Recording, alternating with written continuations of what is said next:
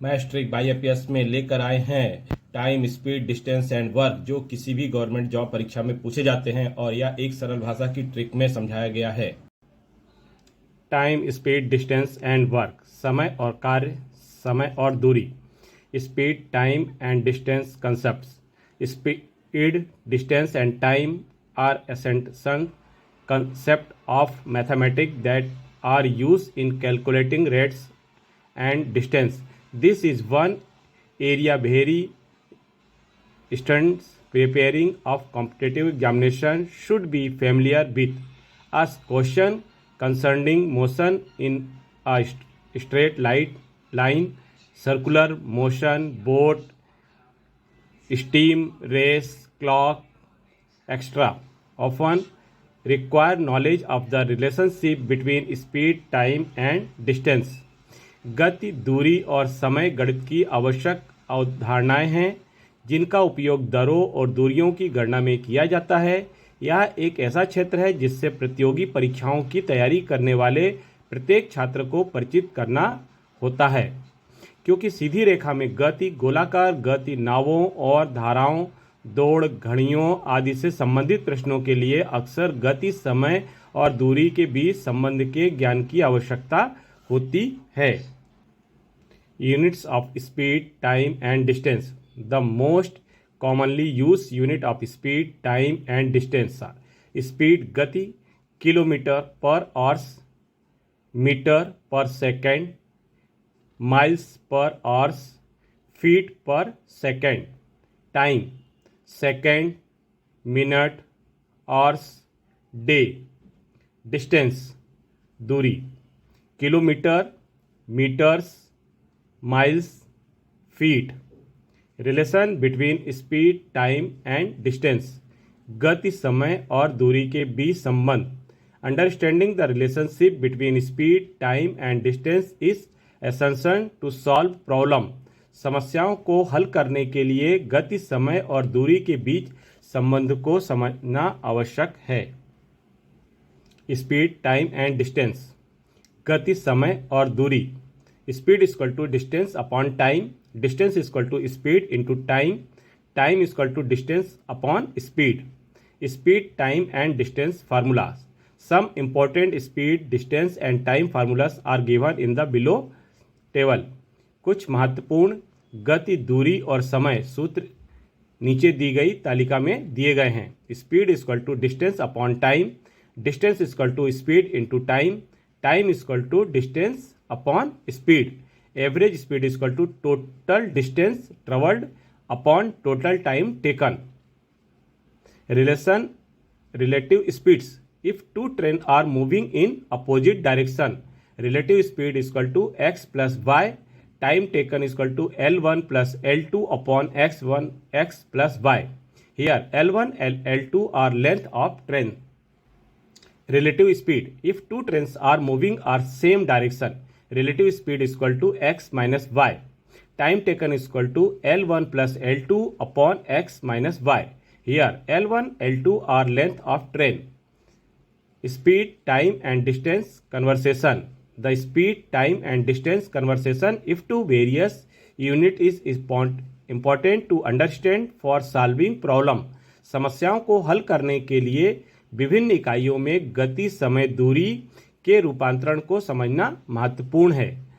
To convert from kilometre per hours to metre per second, तो हमारे पास क्या है, kilometre per hours equal to 5/18 metre per second. यदि हम किलोमीटर पर आवर्स को मीटर पर सेकेंड में कन्वर्ट करना चाहे तो 5/18 से डिवाइड करना पड़ेगा। किलोमीटर प्रति घंटा से मीटर पर सेकेंड में बदलने के लिए 1 किलोमीटर इक्वल टू घंटा equal to 1 into 5/18 metre per second. To convert from metre per second to kilometre per hours, तो मीटर पर सेकेंड को 1 किलो आवर्स में कन्वर्ट करेंगे तो 18/5 किलोमीटर पर आवर्स में मल्टीप्लाई कर देंगे। मीटर पर सेकेंड से किलोमीटर प्रति घंटे में बदलने के लिए 1 metre upon second equal to 1 into 18/5 kilometre per घंटा। If the person travel are from A to point B at a speed of s1 kilometer per hour and return back from points B to point A at the speed of s2 kilometer per hour, the total time of taken for the round trip will be t hours.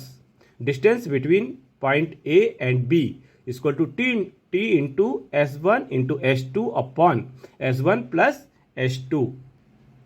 यदि कोई व्यक्ति बिंदु A से बिंदु B तक s1 kilometre प्रति घंटे की गति से यात्रा करता है और बिंदु B से बिंदु A तक s2 किलोमीटर प्रति घंटे की गति से वापस लौटता है, तो आने जाने में लगने वाला कुल समय t होगा।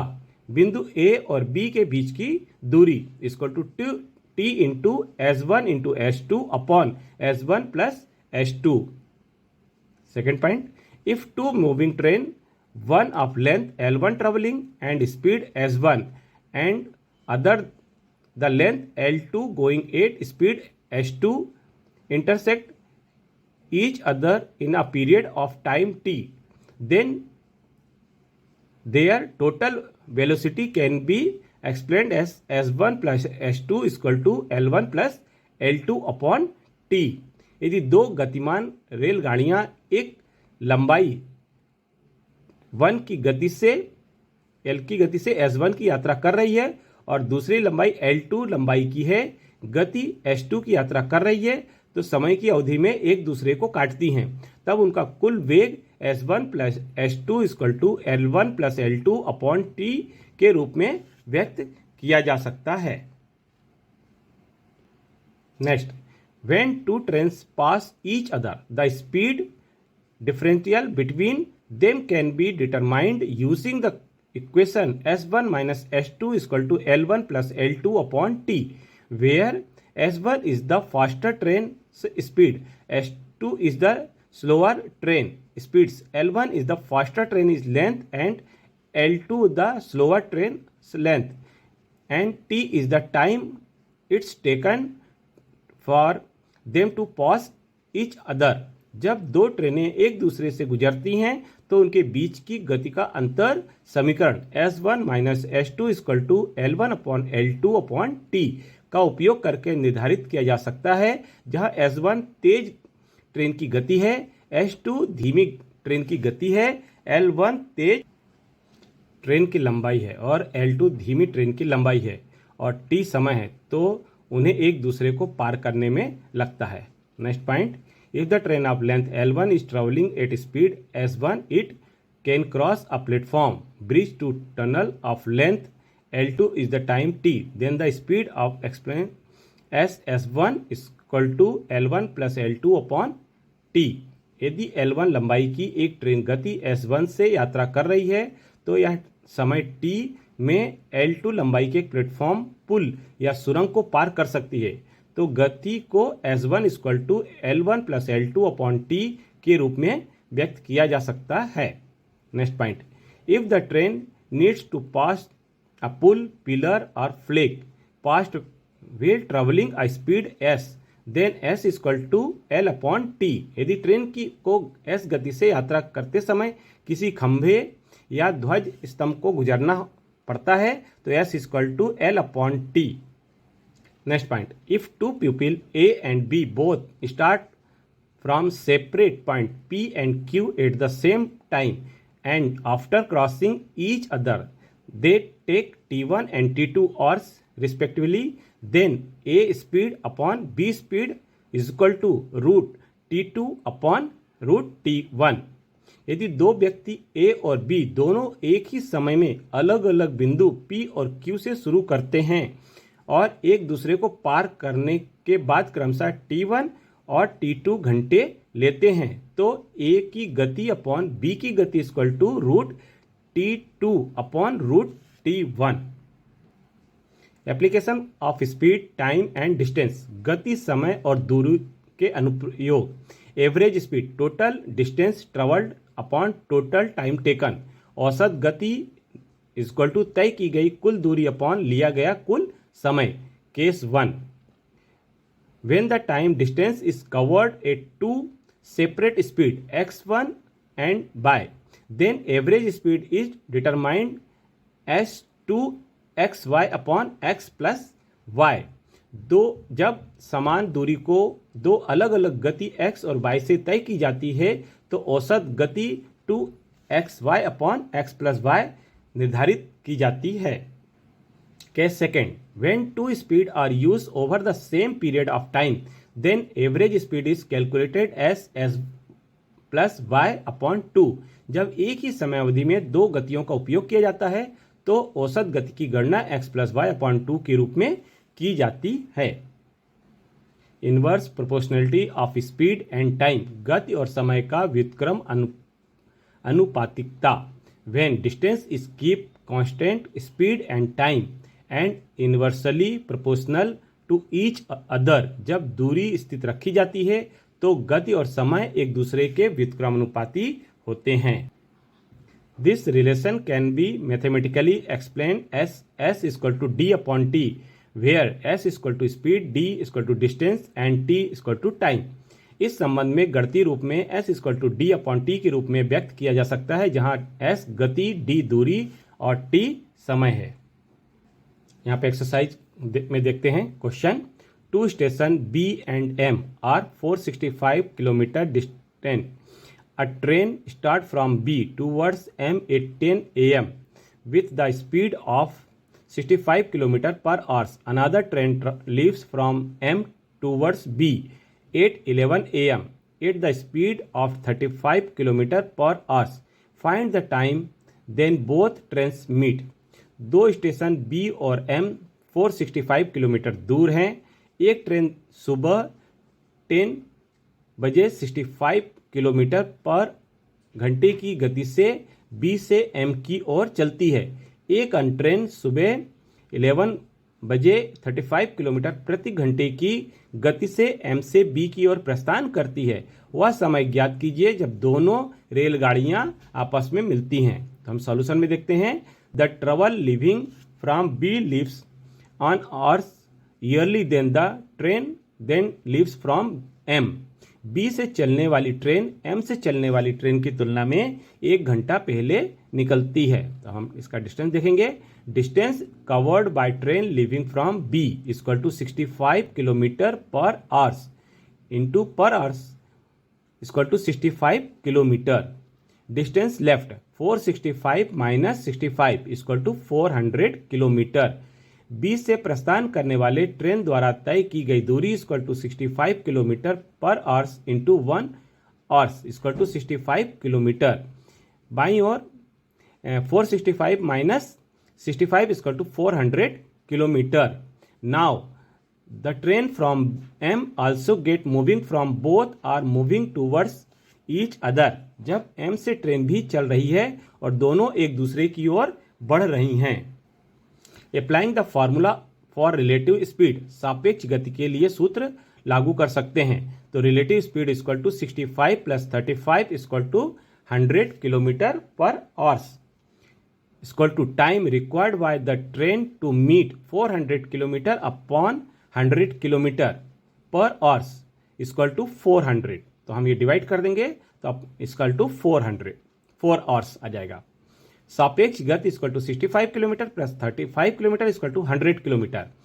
दोनों ट्रेनों को मिलने में लगने वाला समय equal to 400 kilometre upon 100 kilometre per hour equal to 4 hours. Then the train meet 4 hours after 11 AM या 3 AM. इस प्रकार ट्रेनें सुबह 11 बजे के 4 घंटे बाद यानी दोपहर 3 बजे मिलेंगी. नेक्स्ट क्वेश्चन देखते हैं.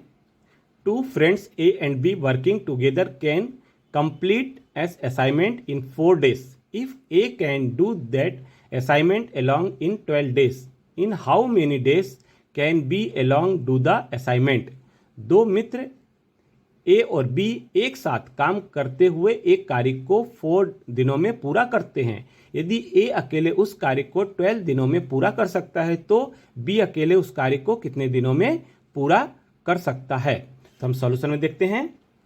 Solution is equal to, let the total work be LCM 4 and 12 is equal to, LCM आ जाएगा 12. A efficiency is equal to 12 upon 12 is equal to 1 unit per day. Combined efficiency of A and B 12 upon 4 is equal to 3 units. Combined में माना कि कुल कार्य LCM में 4 और 12 है तो 12 आएगा. ए की दक्षता 12 अपॉन 12 है तो 1 यूनिट पर डे आएगा. ए और बी की संयुक्त दक्षता 12 अपॉन 4 है, equal to 3 unit per day होगा.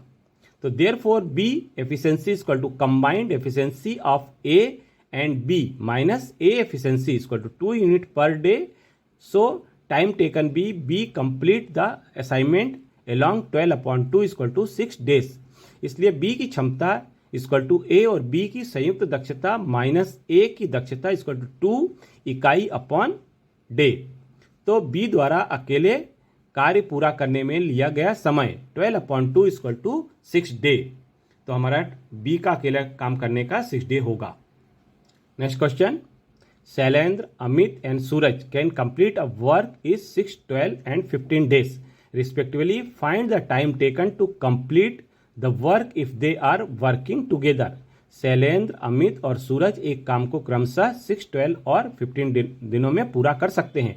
लिया गया समय ज्ञात कीजिए. यदि वे एक साथ काम करते हैं तो पूरा कब करेंगे. तो हमारा ऑब्जेक्टिव टाइम हमें क्या दिया है. First 16 upon 17 days, second 16 upon 23 days, third 16 upon 19 days, fourth 60 upon 29 days.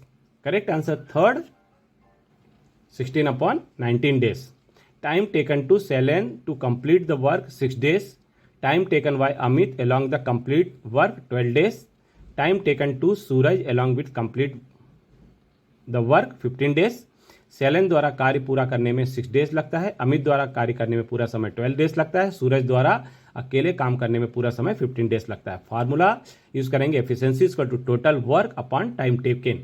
तो इसमें क्या हुआ, LCM of 6, 12 and 15 equal to 60 आ जाएगा.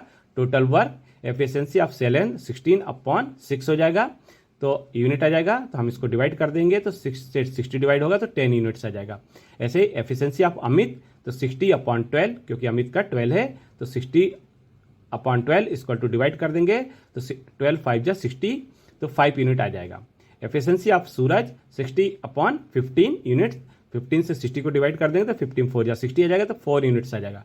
Total efficiency of Shailendra, Amit and Suraj equal to 10 5 plus 4 equal to 10 5 plus 4 equal to 19 units per day. 19 units per day. Total taken of complete the work together 16 upon 19 days equal to 16 upon 19 days. The time taken by B along the complete the work is 16 upon 19 days. Next question, A and B together can do the work in 30 days and A alone can do it the 40 days. In how many days B alone can be this? A और B मिलकर एक काम को 30 days में कर सकते हैं और A अकेले उसे 40 days में कर सकता है. कितने दिनों में बी अकेला ऐसा कर सकता है. Objective 120 days first, second 110 days, third 80 days, fourth 100 days. Correct answer first 120 days. Efficiency equal to total work upon time taken. LCM equal of 30 and 40 equal to 120 total works. Efficiency of A and B equal to 120 upon 30 units per day. तो 30 से divide करेंगे 120 को 4 units per day. Efficiency of A equal to 120 upon 40 units per day equal to 3 units per day. Efficiency of B 4 - 3 equal to 1 unit per day. Time taken B along 120 upon 1 days equal to 120 days. The time taken by B along to complete the work is 120 days. Next question, pipe A can fill a tank is 20 minutes and pipe B can empty the same tank is 30 minutes. Find the time taken to the fill the empty tank if both pipes are open together. Pipe A एक tank को 20 minute में भर सकता है और pipe B उसी tank को 30 minute में खाली कर सकता है. समय ढूंढे. यदि दोनों पाइपों को एक साथ खोला जाता है तो खाली टैंक को भरने में कितना समय लगेगा. Objective first 40 minutes, second 50 minutes, third 70 minutes, fourth 60 minutes. Correct answer fourth 60 minutes. Solution, Time taken by pipe A, fill the tank 20 minutes. Time taken by B, empty of tank 30 minutes. Formula: efficiency is equal to total work upon time taken. LCM of 20 and 30 is equal to 60 units. Total work efficiency of pipe A 60 upon 20 units per minute. So 60 divide 3 units per minute. Efficiency of pipe B is equal to 60 upon 30 units per minute. So 2 units per minute. Total efficiency of pipe A and B is equal to 3 minus 2 units per minute is equal to 1 unit per minute. Time taken to fill tank 60 upon 1 minute is equal to 60 minutes. Time taken to fill the tank is 60 minute. हम total दोनों को open करने पर 60 minute में tank को fill up कर सकते हैं. वीडियो पसंद आने पर वीडियो को लाइक, सब्सक्राइब और शेयर अवश्य करें तथा दोस्तों को भी ग्रुप में जोड़ने के लिए लाइक और सब्सक्राइब करवाएं. धन्यवाद.